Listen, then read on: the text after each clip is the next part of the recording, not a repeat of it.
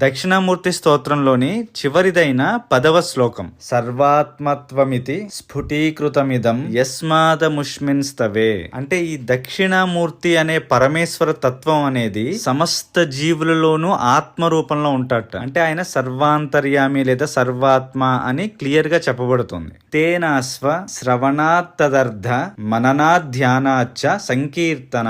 పై line లో చెప్పిన విధంగా ఈ పరమేశ్వరుడు అనేవాడు సర్వాత్మ, ప్రతి జీవిలోని ఆత్మగా ఉన్నాడు అని మనం అర్థం చేసుకుని అలాంటి భావాన్ని ప్రకటింపజేసే ఈ దక్షిణామూర్తి స్తోత్రాన్ని శ్రవణాత్ అంటే వినడం గాని, మననాత్ అంటే మనం మననం చేసుకుంటూ ఉండడం గాని, ఈ స్తోత్రాన్ని ఆ దక్షిణామూర్తి స్వరూపాన్ని ధ్యానించడం గాని, లేదా ఈ స్తోత్రాన్ని కీర్తన చేయడం గాని, వీటిలో ఏది చేసినా సర్వాత్మత్వ మహావిభూతి సహితం స్యాదీశ్వరత్వం స్వతః. అప్పుడు అంటే పై విధంగా మనం చేసినప్పుడు సమస్త